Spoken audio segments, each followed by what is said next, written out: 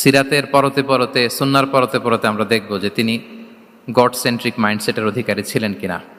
আল্লাহর হাবিব সাল্লাল্লাহু আলাইহি ওয়া আলিহি ওয়াসাল্লাম একবার একটা যুদ্ধ থেকে ফেরার পথে মরুভূমির মাঝখানে সেনাবাহিনীকে থামিয়ে বিশ্রামের ঘোষণা দিলেন যে তোমরা একটু বিশ্রাম নাও।